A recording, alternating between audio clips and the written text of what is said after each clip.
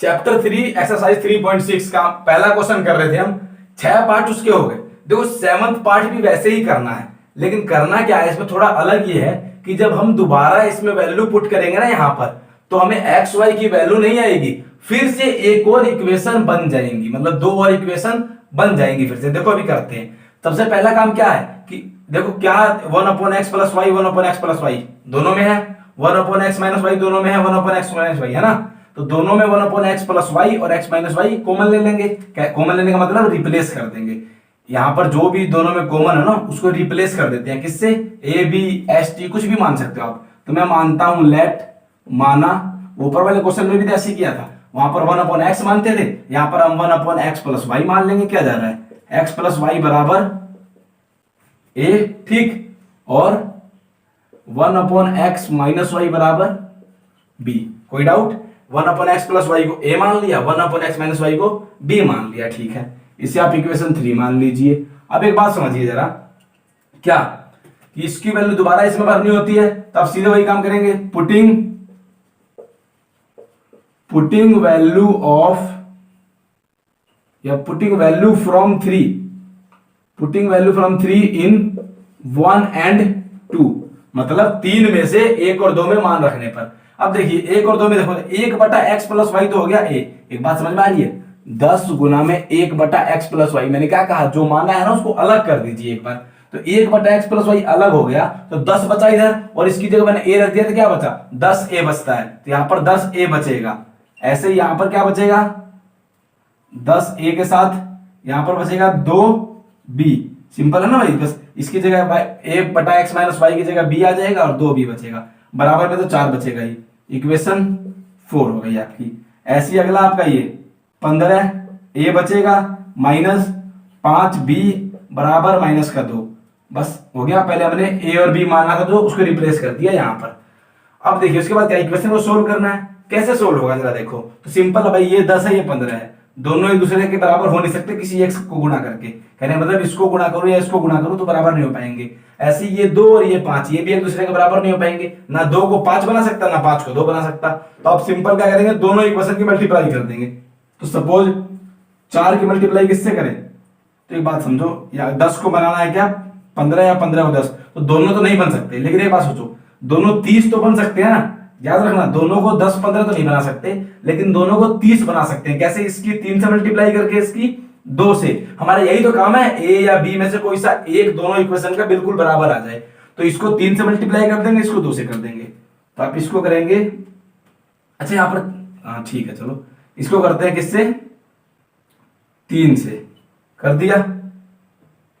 वैसे एक काम और हो सकता है, इसमें आसान काम हो जाएगा। कैसे, अपने यहाँ पर कॉमन ले लो, देखो कॉमन तो आता है ना इसमें, यहां पर जो हमने 4 माना इसमें कॉमन ले लो। देखो 2 से भाग कर दे, 2 पंजे 10 है, 2 एकम 2 भी और 2, ये इक्वेशन 4 हो गई। इससे क्या हुआ, आसानी से इसकी सिर्फ 3 से गुणा करनी पड़ेगी, इसकी गुणा नहीं करनी पड़ेगी। समझ रहे हो ना बात को, इसको मैं 3 से करता, इसको 2 से करता, 2 बार गुणा करनी पड़ती। लेकिन अगर मैं इसमें से 2 कॉमन ले लेता हूं, जो कि है कॉमन मतलब 2 से भाग कर दिया सभी को, तो 2 से सभी को भाग कर दिया, इसका मतलब क्या है कि ये बचा। आप देखो 5 को 15 बना सकते हैं, तो आप सीधे ना 4 को गुणा कर देंगे 3 से, ठीक, 4 इक्वेशन की 3 से गुणा कर दिया और घटा देंगे 5 इक्वेशन इसमें से।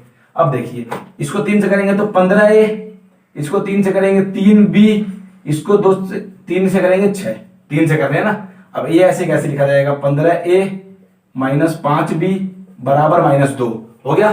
कैसे सोल्व होगा, चिन्ह बदलेंगे, माइनस प्लस प्लस। एक बात देखो, ये तो कट गए, 3 और 5 8b बराबर 8। ये बात समझ में आई, कर लोगे ना अपने आप भी। ये तो 3 और 5 8 भी हो गया, और 6 और 2 8 होता है। तो यहां से b का मान क्या आया, तो b का मान आया आपका 8/8, मतलब 1 आया b का मान। b का मान 1 आ गया, तो a का मान कैसे निकलेगा, इक्वेशन 4 में भर दे a का मान। Putting value of b in 4, b का मान 4 में भर देंगे तो हमारा a का वैल्यू आ जाएगी। क्या आएगा, 5a। ऐसे कैसे, जब हमें b की जगह 1 बराबर 2, ये हुआ ना। अब देखो जरा, 5a बराबर 2 में से 1 गया, a बराबर 1/5, तो a का मान 1/5 आया और b का मान 1 आया, ठीक। a और b दोनों का मान निकल गया हमारा। अगला काम क्या है हमारा कि अब हम a और b की वैल्यू को इस इक्वेशन 3 में भरेंगे ताकि हम x y की वैल्यू निकाल पाए, लेकिन यहाँ पर x y की वैल्यू नहीं निकाल पाएगी, यहाँ पर दो और इक्वेशन बन जाएंगी। ठीक, तो भरते हैं। अब पुटिंग क्या लिखेंगे, putting value of a and b किसमें, इन 3। a और b का मान समीकरण 3 में रखने पर यहां रखेंगे तो देखो यार 1/x + y बराबर a का मान क्या है 1/5, ऐसे ही 1/x - y बराबर b का मान क्या है 1। सिंपल ना, b का मान 1 है ना, 8/1 मतलब 1। तो सिंपल है भाई साहब, दोनों में मान भर दिए। यहाँ पर यही काम तो पिछले सवाल में भी किया, कुछ अलग थोड़ा किया, वहां भी ऐसे ही सोल्व कर रहे थे। अब वहां पर ना इस यहीं पर मान आ जाता था एक्स वाई का, लेकिन यहां पर नहीं आ पाएगा इस सवाल में। क्यों, देखो जरा क्रॉस मल्टीप्लाई करेंगे तो x + y बराबर आएगा 5, और ऐसे इसकी क्रॉस मल्टीप्लाई करेंगे तो x - y बराबर आएगा 1। अब जरा बताओ क्या x y की वैल्यू निकल सकती है यहाँ से, अभी नहीं निकल सकती। तो क्या करेंगे, अब इसको भी इक्वेशन मान लेंगे, इसको मान लेंगे इक्वेशन 6 और इसको मान लेंगे इक्वेशन 7। अब इसे तो सोल्व कर सकते हैं ना, कैसे सोल्व होगा, सिंपल, ये भी x दोनों बराबर हैं तो 6 में से 7 घटा देंगे, सब्ट्रैक्टिंग 7 फ्रॉम 6। कहने का मतलब 7 में से 6 में से 7 घटाने पर इसमें से ये घटा दो तो x + y बराबर 5 था, x - y बराबर 1 है, माइनस प्लस माइनस। अब देखो ये तो कट गया, y और y 2y बराबर 4, y का मान आ गया आपके 2। समझ आया ना कैसे आया, 4/2 हो जाएगा। y का मान 2 आया, अब y का मान भर देंगे इसमें तो 1 आ जाएगा। y का मान 1 में रखने पर इंग्लिश वाले क्या लिखेंगे, पुटिंग वैल्यू ऑफ y इन 6, इस 6 में y का मान भरो तो x जमा y की जगह 2 बराबर 5, तो x का मान क्या आएगा, 5 में से 2 गया 3। तो सिंपल y क्या आ गया आपका, इधर आंसर लिखते हैं, x बराबर 3 आ गया, y बराबर 2 आ गया। तो सिंपल था, कुछ करना थोड़े था, बस यहाँ पर एक बार और इक्वेशन बन गई तो दोबारा सोल्व किया। वरना सवाल का जो तरीका है वो तो पिछले जैसे ही था ना, आपने जो भी नीचे होगा उसको मान लिया है a और b के बराबर, a b की यहाँ वैल्यू रखी, उसके बाद जो वैल्यू आई a b की दोबारा इक्वेशन 3 में रखी। तो और सब सवालों में x y की वैल्यू डायरेक्ट आ जाती थी यहीं से, लेकिन यहाँ पर वैल्यू नहीं आ सकती, क्यों, x और y दोनों अलग अलग है तो कैसे निकलेगा। यहां भी x और y दोनों अलग अलग है तो इन दोनों को 2 और इक्वेशन बनाएंगे और सोल्व करते हैं, जैसे इक्वेशन सोल्व होती है और फिर x और y की आपकी वैल्यू आ जाएंगी। 8th part, 1/3x + y + 1/3x - y = 3/4। ऐसे ही 1/2 × 3x + y - 1/2 × 3x - y = -1/8। ये 2 इक्वेशन दी हुई है हमें, कैसे सोल्व होगी, तो वैसे ही आपको नीचे वाले को जो है a और b के बराबर मान लेना है 1/ इसका जो भी हर होगा, लेकिन शर्त यह है कि दोनों में वो होना चाहिए। देखो यहाँ पर 3x + y है, यहाँ पर 2 × 3x + y है, कोई बात नहीं, हमें क्या करना है, हमें जो दोनों में है वो मान लेना है। तो 3x + y यहाँ भी है, 3x + y यहाँ भी है, तो इसको मानेंगे a के बराबर। ऐसे ही 3x - y यहाँ भी है, 3x - y यहाँ भी है, तो इसको मानेंगे b के बराबर। तो आप सीधे लिखेंगे लेट माना 1/3x + y = a, 1/3x - y = b, equation 3। इसको a और b मान लिया हमने। अब क्या करेंगे, वही लाइन लिखेंगे, लिख लेना अपने आप कि इससे मान भरेंगे इसमें, मैं डायरेक्ट भर देता हूं, लिख लेना आप। क्या होगा यहाँ पर, देखो यहाँ पर आ जाएगा a, यहाँ पर पूरे पे आ जाएगा b, क्योंकि देखो ये पूरा ही तो मैंने a माना है 1/3x + y, तो ये a + b = किसके बराबर, तो 3/4 के बराबर। अब जानते हैं नीचे वाला 4 हटा देते हैं, कैसे हटेगा, अगर मैं 4 से गुना कर दूं दोनों तरफ तो क्या हो जाएगा, लिख लेना आप खुद, मैं लिखूंगा नहीं इस बार, ठीक, ऐसे लिखना पड़ेगा, मल्टीप्लाइंग बोथ साइड बाय 4, दोनों पक्षों में 4 से गुना करने पर, तो ये हो जाएगा 4a, ये 4b और = या फिर नहीं भी करोगे तो भी चल जाएगा। देखो ऐसा कोई जरूरी रूल नहीं है, इसके बटे में होना तब कर देना चाहिए। अगर बुध साइड मान लो, चलो मैं नहीं करता इस बार, कुछ फर्क नहीं पड़ेगा। देखो मान लो मैंने उधर ही रखा था, क्या हुआ, मुझे ये क्या फ्रैक्शन को सोल्व करना नहीं आता, क्या इसको जोड़ना हटाना नहीं आता मुझे, तो सिंपल है, ध्यान बस इतना कि अगर इसके बटे में कुछ होता है ना तो जरूर हटा देना, अगर उधर है कोई बात नहीं, रहने दो, छोड़ो, इसको मान लेते हैं हम इक्वेशन 4। ऐसे यहां समझो जरा 1/, तो इसकी जगह तो आ जाएगा, समझ रहे हो, इस वाले की जगह ये तो आ जाएगा a, तो बटे में तो 2 बचेगा ना, a/2, बात समझ में आ रही है। इसका मतलब यही तो है 1/2 × 1/3x + y, इसका मतलब यही है, इस वाली संख्या का मतलब इसकी जगह मैं रख दूंगा a, तो ये 2 बटे में बचा रहेगा तो a/2 होगा ये, और ऐसे ही ये माइनस में b/3 टू होगा और इज इक्वल टू -1/8 होगा। अब यहाँ का 2 हटाना जरूरी है, कैसे हटेगा? 2 से मल्टीप्लाई कर दो, 2 से अगर मल्टीप्लाई करते हैं तो क्या होगा, ये a माइनस बी और ये देखो 2 से मल्टीप्लाई करेंगे तो 1/4 आ जाएगा ना, तो -1/4। तो बस हो गया हमारा। अब यहां से हम a और b की वैल्यू निकालते हैं और फिर दोबारा हम इक्वेशन 3 में पुट कर देंगे a और b की वैल्यू। तो देखिए जरा निकालें कैसे निकलेगा। देखो 5 ये रहा 4 ये रहा, दोनों में एक बात समझना, ये a और ये a दोनों बराबर है तो अगर मैं घटा दूंगा तो a कट जाएगा। लेकिन याद रखना ऐसा कोई रूल नहीं है एलिमिनेशन मेथड में कि आपको घटाना ही है। कहने का मतलब अगर मैं 4 और 5 को जोड़ देता हूं तो भी तो b और माइनस b कट जाएंगे आपस में। हमें एक कोई भी ना एलिमिनेट करना होता है। देखें हमने अब तक कितने सवाल किए एलिमिनेशन मेथड से, सभी में हमने घटाया ही है समीकरण को, 3 में से 4 को ऐसे ऐसे घटाया है। लेकिन हम जोड़ भी सकते हैं, ऐसी कोई मनाही नहीं है। अगर मैं 4 और 5 को इस केस में जोड़ दूं तो भी तो मेरा b कट जाएगा, एक प्लस वाला एक माइनस वाला कट जाएगा और फिर भी आंसर आ जाएगा। लेकिन हम वैसे ही करते जैसे हम कर रहे थे, तो क्या घटा देते हैं, 4 में से 5 घटा देते हैं तो क्या होगा आपका, देखना जरा ढंग से करना। a प्लस b बराबर है आपके 3/4, ठीक। इसमें से घटाना क्या है, a माइनस b बराबर क्या है आपके माइनस का, ध्यान से करना देखना, माइनस का 1/4, ठीक। ये माइनस ये प्लस, अब जरा देखना ये तो कट गया, यहां जगह नहीं है आगे लिख रहा हूं। ये देखो प्लस बी और प्लस बी क्या हुआ, 2b हो गया, ठीक। ये 2b हुआ और 3/4 में से 1/4 गया तो क्या बचा, जरा सोच के देखना, 2/4 मतलब कि 1/2। सीधा लिख रहा हूं, देखो 3/4 में से अगर आप 1/4 घटाओगे तो क्या होगा, 3 में से गया 2/4 और कट के 1/2 आएगा। तो इसको सोल्व करके 1/2 ही तो आएगा 3 में से 1 घटाकर, ठीक।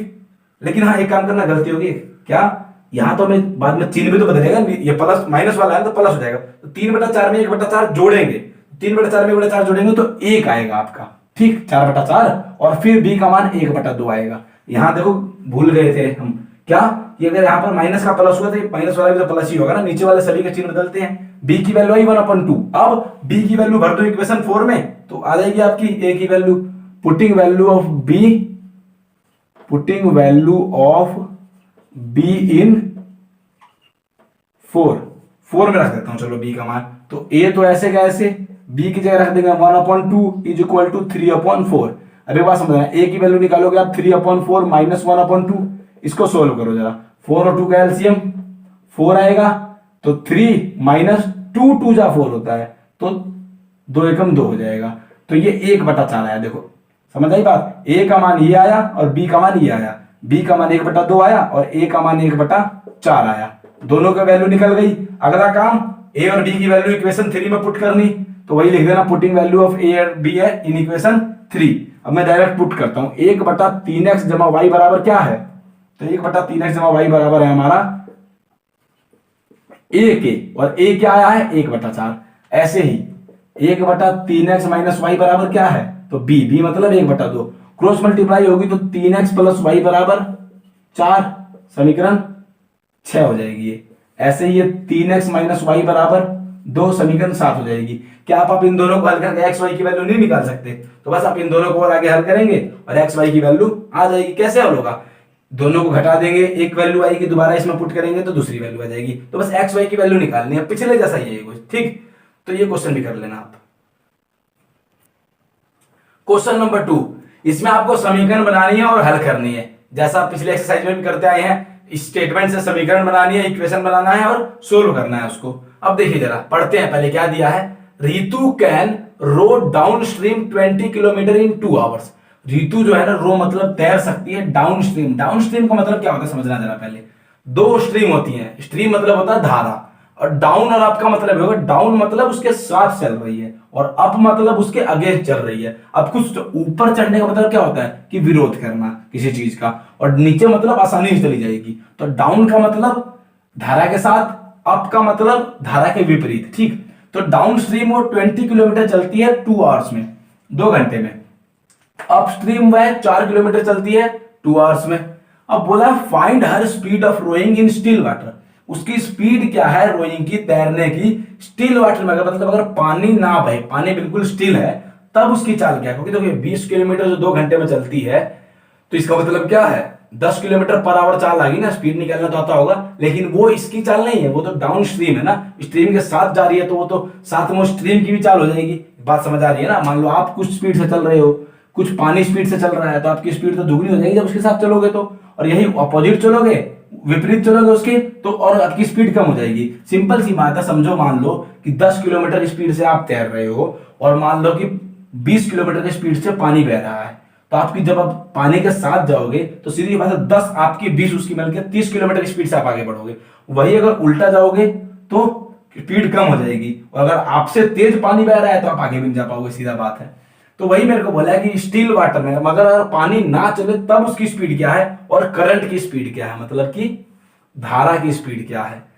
अब देखिए, ऋतु धारा के अनुकूल 2 घंटे में 20 किलोमीटर तैर सकती है और धारा के प्रतिकूल 2 घंटे में 4 किलोमीटर तैर सकती है। उसकी स्थिर जल में तैरने की चाल और धारा की चाल ज्ञात करनी है। अब देखिए जरा, सबसे पहले तो जो पूछा वो मान लिया जाए, क्या speed of her in still water, तो लिख देंगे लेट, मानते हैं ना, let speed of rowing, rowing मतलब तैरने की, speed of rowing in still water, कहने का मतलब कि स्थिर जल में तैरने की चाल, माना, लिख देंगे माना स्थिर जल में तैरने की चाल।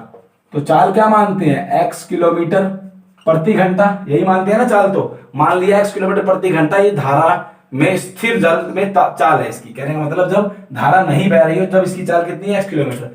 दूसरी चीज पूछिए धारा की चाल, तो आप मान लेंगे late speed of current, current मतलब धारा, माना धारा की चाल। तो धारा की चाल मान लो y किलोमीटर पर आवर, दोनों चाल मान ली, जो मेरे से पूछा था वो मैंने मान लिया, ठीक।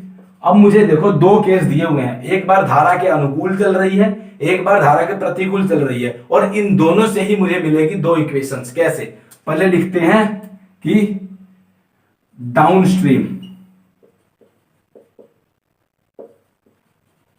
डाउनस्ट्रीम मतलब धारा के अनुकूल, डाउन मतलब अनुकूल जा रही है उसके, ठीक। तो ये बात, धारा के अनुकूल जब चल रही है तो चाल क्या होगी, पहले तो ये बताओ स्पीड क्या होने वाली है उसकी चाल। देखो धारा के अनुकूल चलेगी अलग चाल होगी, धारा के प्रतिकूल चलेगी अलग चाल होगी, और उसकी खुद की अपनी अलग चाल होगी। सिंपल सी बात है, उसकी जो चाल होगी वो धारा के साथ मिलके और धारा के प्रतिकूल चलने पर अलग अलग हो जाएगी, लेकिन उसकी भी अपनी एक चाल है, वो x है।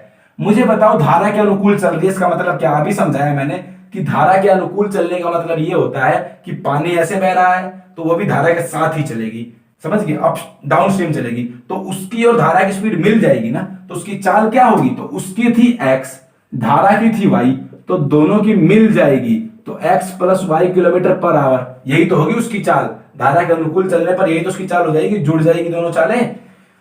उसके बाद टाइम कितना लग रहा है इसमें, समय, तो उसको समय लग रहा है कितना, या फिर पहले दूरी लिख दो, दूरी कितनी तय कर रही है वो, डिस्टेंस। तो डिस्टेंस तो सिंपल बोल रहा है कि धारा के अनुकूल चलने पर 20 किलोमीटर तय करती है, ठीक है। टाइम कितना लगता है इसमें, समय, तो समय लगता है 2 घंटे, 2 आवर्स है ना, तो 2 घंटे लगते हैं आपके। तो सिंपल सी बात है, दूरी चाल समय मेरे पास है, तो क्या मुझे दूरी चाल समय का फार्मूला नहीं पता, सूत्र पता है आपको, तो सिंपल मुझे बताओ चाल किसके बराबर होती है। अब सीधे लिख दोगे चाल बराबर स्पीड बराबर क्या होता है, तो स्पीड होती है आपकी डिस्टेंस अपॉन टाइम, यही तो होता है ना, दूरी बटा समय। स्पीड का फार्मूला क्या होता है, डिस्टेंस अपॉन टाइम। चाल क्या होती है, दूरी बटा समय। तो लो भाई, चाल क्या है, x प्लस वाई, दूरी कितनी है 20, समय कितना है 2, 2 ढाई 20, तो x प्लस वाई बराबर 10। समीकरण 1 बन गई, सिंपल। दूरी, चाल और समय का फार्मूला लगा दिया। ये धारा के अनुकूल चलने पर है। अब धारा के प्रतिकूल भी तो चल रही है, तो धारा के प्रतिकूल, धारा के प्रतिकूल मतलब अपस्ट्रीम कहते हैं इसको, क्या कहते हैं इसको, अपस्ट्रीम। अपस्ट्रीम मतलब कि उसके अपोजिट में चल रही है। अब अपस्ट्रीम चल रही है तो मुझे बताना स्पीड क्या होगी जरा, चाल। तो ये भी मैंने अभी डिस्कस किया था ना कि अगर अपोजिट चल रही है उसके, तो इसका मतलब उसकी स्पीड कम हो जाएंगी, घट जाएंगी आपस में। कहने का मतलब अगर वो 20 से चल रही है, धारा 10 से चल रही है, तो उसकी स्पीड 10 ही रह जाएगी बस। तो x minus Y kilometre per hour क्या हो जाएगी, उसकी स्पीड हो जाएगी अपस्ट्रीम में। याद रहे, डाउन स्ट्रीम में जुड़ जाती है दोनों स्पीडें और अपस्ट्रीम में घट जाती हैं। ऐसे ही दूरी कितनी चल रही है, डिस्टेंस, तो डिस्टेंस उसने ट्रेवल करी है इसमें 4 किलोमीटर, है ना। और टाइम कितना लिया है, समय जो बोलते हैं टाइम, तो टाइम लिया है उतना ही 2 घंटे, है ना। तो फिर से वही दूरी बटा वाला चाल का समय लगा देंगे। आपका जो चाल होती है, जो स्पीड होती है, वो किसके बराबर होती है, दूरी बटा समय, डिस्टेंस अपॉन टाइम। तो सिंपल है, चाल है आपकी x माइनस वाई बराबर दूरी कितनी है 4/2, तो 2 दूनी 4, तो x माइनस वाई बराबर 2। समीकरण 2। क्या आप इन दोनों को सोल्व नहीं कर सकते? अगर ये दोनों ये तो बहुत सिंपल इक्वेशन है, तो सीधी सोल्व हो जाएगी, ऐसे ही निकल जाएगा। देखो आपका y से y कट जाएगा, x का मान आएगा आपके 6, ऐसी y का मान क्या आएगा 4, तो 6 किलोमीटर और 4 किलोमीटर है इनकी सीधा, तो आप निकाल के दिखा देना बस ये। तो ये सिंपल था। आप ये समझना है अप स्ट्रीम और डाउन स्ट्रीम का मतलब क्या होता है। फिर दोनों में चाल, दूरी, समय मुझे दिया हुआ है। देखो अप स्ट्रीम की भी दूरी पता है, समय पता है, डाउन स्ट्रीम की भी दूरी, समय पता है। अब देखिए जब दोनों की दूरी समय पता है, चाल मैं निकाल लूंगा, क्यों? क्योंकि ये दोनों जुड़ जाएंगी डाउन में और ये दोनों घट जाएंगी अप में, तो चाल, दूरी, समय का फार्मूला ही तो लगाया मैंने और 2 इक्वेशन बन गई और सोल्व करके फिर आ जाएगी। Second part, 2 women and 5 men can together finish an embroidery work in 4 days। मतलब 2 औरत और 5 आदमी मिलकर एक काम को कितने दिन में पूरा करते हैं, 4 दिन में। While 3 women and 6 men can finish it in 3 days। जबकि 3 women मतलब 3 औरत और 6 आदमी मिलकर 3 दिन में पूरा करते हैं उसी काम को। Find the time taken by 1 woman alone to finish the work। मतलब एक औरत द्वारा इस काम को पूरा करने में कितना समय लगेगा वो ज्ञात करना है। And also that taken by 1 man alone, और एक आदमी द्वारा भी। देखो एक औरत द्वारा, एक आदमी द्वारा पूछा है, तो आप सीधा मान लेते हैं क्या कि let the time taken by 1 woman, पहले वुमन दिया है तो टेकन बाय 1 वुमन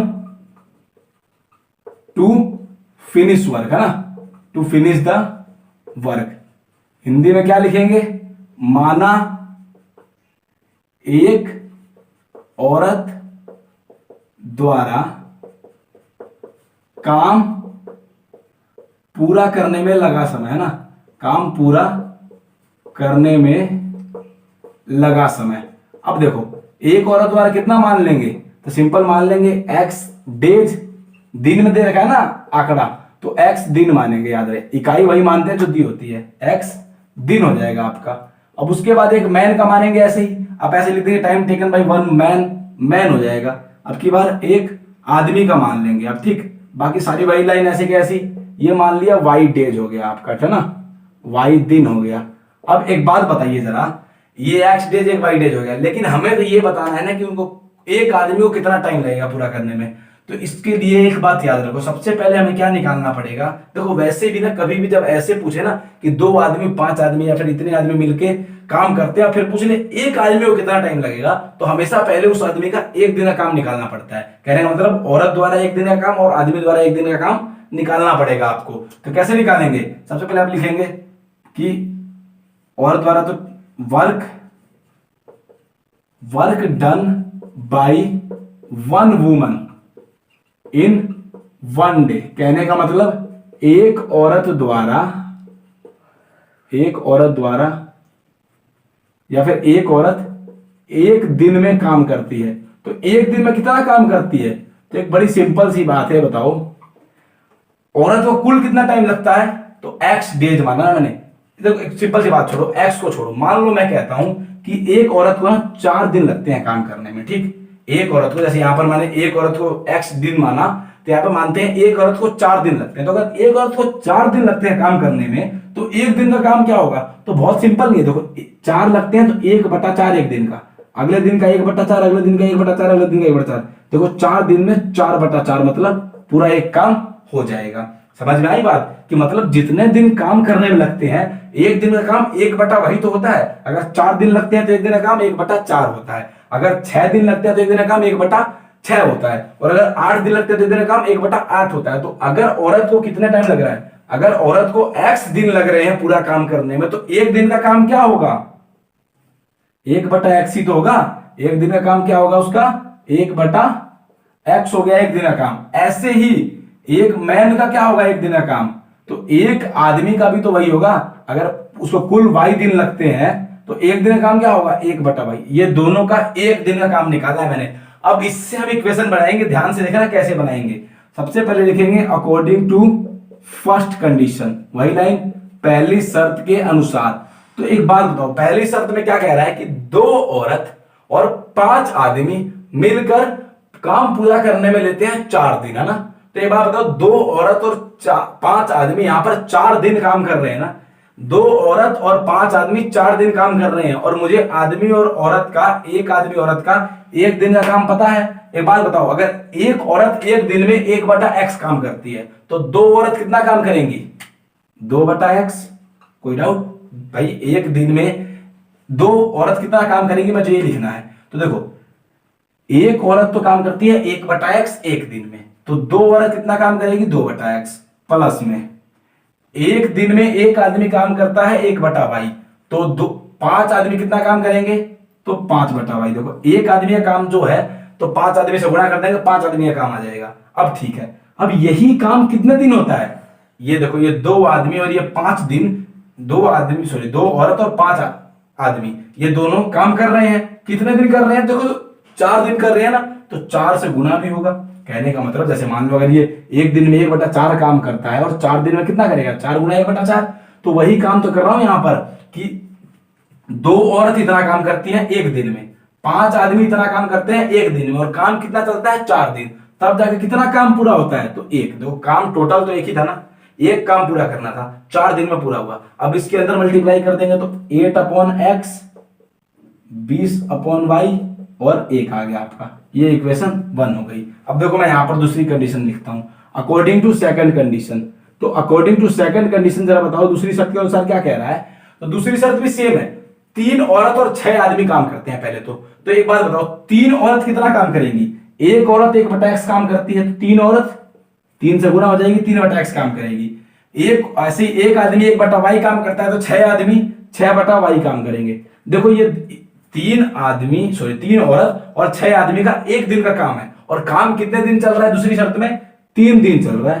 तो ये 3 दिन से गुना हो जाएगी, बराबर क्या, तो बराबर 1 क्या आएगा, क्यों, कोई काम का टोटल 1 होता है ना, कोई भी फ्रैक्शन टोटल 1 होती है। अब यहां अंदर गुना करेंगे, 9/x 18/4 सॉरी y है ना, ये तो 18/y बराबर 1, इक्वेशन 2। अब देखो ये इक्वेशन सोल्व कैसे होगी, 1/x को a मान लेना, 1/y को b मान लेना, और x y की फिर वैल्यू निकल आएगी। अब दोबारा एक बार फिर सुन लो, ये वाला कंडीशन कैसे लगाएंगे। तो देखो जरा क्या बोला इसने कि हमने निकाल दिया ना, मैंने कहा पहले एक दिन का काम निकालेंगे। तो एक औरत एक दिन में 1/x काम करती है, एक आदमी एक दिन में 1/y काम करता है। तो मुझे ये बताओ, पहली कंडीशन में ये बोला ना कि 2 औरत और 5 आदमी काम कर रहे हैं, तो 2 औरत और 5 आदमी कितना काम करेंगे एक दिन का, वो तो निकाल सकता हूं मैं। क्यों, क्योंकि एक औरत अगर एक दिन में 1/x करती है, तो 2 औरत 2/x करेगी।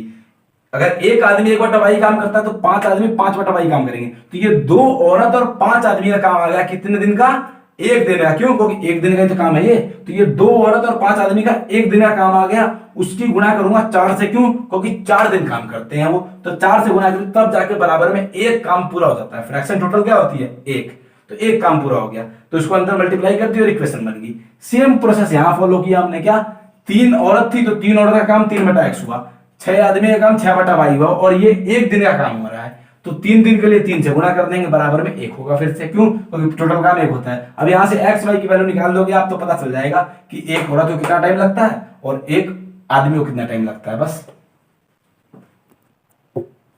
Third part, Ruhi travels 300 kilometre to her home partly by train and partly by bus. मतलब कि रूही जो है ना 300 किलोमीटर अपने घर पे जाती है, ठीक, कुछ हिस्सा ट्रेन से और कुछ हिस्सा बस से तय करती है। She takes 4 hours if she travels 60 kilometre by train and remaining by bus. मतलब वह 4 घंटे लेती है अगर वो 60 किलोमीटर ट्रेन से चले और बाकी है वो बस से चले। If she travels 100 kilometre by train, लेकिन अगर वो 100 किलोमीटर ट्रेन से चलती है, मतलब यदि वह 100 किलोमीटर ट्रेन से तय करती है और रिमेनिंग बाई बस, और जो शेष है वो बस से तय करती है। सी टेक्स 10 मिनट्स लोंगर, तो उसको 10 मिनट और ज्यादा लगते हैं, 10 मिनट्स लोंगर लगते हैं, ज्यादा लगते हैं 10 minute. Find the speed of the train and बस सेपरेटली, मुझे बस और ट्रेन की स्पीड बतानी है सेपरेटली, अलग अलग दोनों की। तो जो बताना है वही मानते हैं हम, so let the speed of train, मतलब माना रेल गाड़ी की चाल। हमने रेलगाड़ी की चाल मान ली भाई, क्या? तो मान लिया रेलगाड़ी की चाल है x kilometre per our, x kilometre प्रति घंटा। ऐसी स्पीड मानेंगे बस की, माना बस की चाल, तो वो मान ली हमने y किलोमीटर प्रति घंटा। अब एक बात जरा समझना, आपको इतना दिमाग होना चाहिए, जब भी चाल और दूरी की बात आए तो फार्मूला तो वही लगेगा, कौन से वाला? दूरी बराबर चाल गुणा समय होता है, या फिर इससे कुछ भी बनता हो कि चाल बराबर दूरी बटा समय, या समय बराबर दूरी बटा चाल, यही फार्मूले बनते हैं ना दूरी वाले, उन्हीं में से कोई फार्मूला लगेगा तो हमें दो इक्वेशंस मिलेंगी। अब देखिए कैसे होगा जरा समझो। तो इसने साफ साफ कहा है कि 4 घंटे उसको कब लगते हैं, जब वो 60 किलोमीटर ट्रेन से चले और बाकी बचा हुआ ऐसा बस से चले। तो एक बात बताओ मुझे, ट्रेन दो इस केस में जब उसको 4 घंटे लगते हैं, तब वाले केस में क्या ट्रेन द्वारा लिया गया समय और बस द्वारा लिया गया समय को जोड़ दे तो वही तो 4 घंटे है ना। उसके 4 घंटे कैसे लगे? जो टाइम ट्रेन में लगा उसको और जो टाइम बस में लगा, उन दोनों को मिलाकर ही तो 4 घंटे लगे उसको। तो एक सिंपल सी बात है, ट्रेन का समय और बस का समय, दोनों का समय मिला दिया जाए तो किसके बराबर होगा? 4 घंटे के बराबर। क्यों? क्योंकि 4 घंटे लगे उसको। वही दूसरे केस में क्या कह रही है कि यदि वह 100 किलोमीटर चलती है ट्रेन से और बाकी बस से चलती है, उसको 10 मिनट और ज्यादा लगते हैं। तो सिंपल सी बात है, यहां पर वही वाला काम है कि जो ट्रेन द्वारा और बस द्वारा लिया गया समय होगा वो किसके बराबर होगा? तो 10 मिनट और ज्यादा, 4 घंटे में 10 मिनट जोड़ देंगे, बस इतना ही तो होगा। अब सिंपल सी बात समझो, यही सोच के हमें दो इक्वेशन बनानी है, क्या कि हमें ट्रेन और बस की अलग अलग समय निकालना है। क्यों? क्योंकि हमें टाइम दिया हुआ है टोटल वाला। तो एक बात बताओ जरा, लिखते हैं according to first condition. According to first condition जरा बात समझो, सिर्फ समझने वाली बात है, ज्यादा लिखना नहीं है। अब बताओ जरा मुझे, पहली कंडीशन में जो 4 घंटे लगे हैं कैसे लगे हैं? तो उसको 60 घंटे लगे होंगे ट्रेन से 60 किलोमीटर वो ट्रेन से चली, तो समय कैसे निकलता है? तो आपको पता है ना टाइम क्या होता है, समय बराबर होता है डिस्टेंस अपॉन स्पीड, दूरी बटा चाल। अच्छा ठीक है, तो दूरी बटा चाल मतलब 60 तो है इसकी दूरी, ट्रेन वाली दूरी 60 है और चाल कितनी है ट्रेन की? x, तो 60 बटा x, इतना टाइम लगा प्लस में। अब जरा बताओ 60 किलोमीटर अगर वो ट्रेन से चली है तो बस से कितना चली है? 240, क्योंकि चलना तो उसको 300 किलोमीटर ही है, बटे में क्या होगा? तो इसकी चाल होगी। देखो बस की दूरी बटे में बस की चाल, ट्रेन की दूरी बटे में ट्रेन की चाल, तो ये बस का टाइम हो गया और ये ट्रेन का टाइम हो गया। दोनों टाइम मिला के किसके बराबर है? 4 के बराबर। 4 घंटे ही है दोनों, तो बस हो गया हमारा क्वेश्चन। ऐसे जो करना है आपको। दो इक्वेशन कैसे बनी कि एक बात बताओ कि ये 4 घंटे कैसे लगे? इतना टाइम उसको बस में लगा, इतना टाइम उसको ट्रेन में लगा, उसको कुल 4 घंटे लग गए। तो सिंपल, बस का टाइम निकाल दिया, ट्रेन का टाइम निकाल दिया, दूरी बटा चाल करके। ऐसे अकॉर्डिंग टू सेकंड कंडीशन।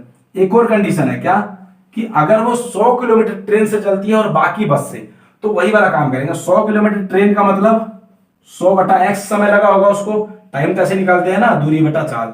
ऐसे ही अब बस वाली दूरी कितनी है? 200 किलोमीटर बच गई, बटे y बराबर किसके है? देखो यहां पर चाहो ना आप तो इसको भाग भी कर सकते हो, कहने का मतलब अगर आप 4 से भाग दे दो तो क्या बचेगा? 4 से भाग दोगे तो ये बचेगा आपका 15 बटा x, ये बचेगा आपका 60 बटा y बराबर 1। इसको 4 मान लो आप, सॉरी 1 मान लो। तो वही वाली बात है, 4 से भाग देके और छोटी भी कर सकते हो।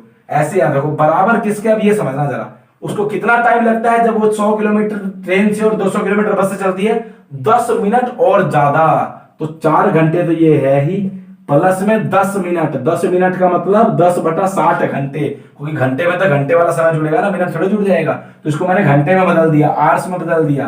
तो 4 में 1 बटा 6 जोड़ेंगे तो क्या होगा? ये तो होगा 100 बटा x, 200 बटा y। देखो 6 और चौके 24, 25 बटा 6 हो जाएगा उसका टाइम। ठीक, अब आप क्या कर सकते हैं यहाँ पे, तो आप 25 से भाग दे सकते हैं ना सभी को, तो 25 से भाग दे दो। तो 25 से भाग दे दोगे तो हो जाएगा ये 4x, ये हो जाएगा आपका 4x नहीं 4 बटा x, 8 बटा y बराबर 1 बटा 6, इक्वेशन 2। अब फिर से वही 1 बटा x को ये मान के 1 बटा y को b मान के सोल्व करना है। आपको बस ये समझना था कैसे बनेगी इक्वेशंस।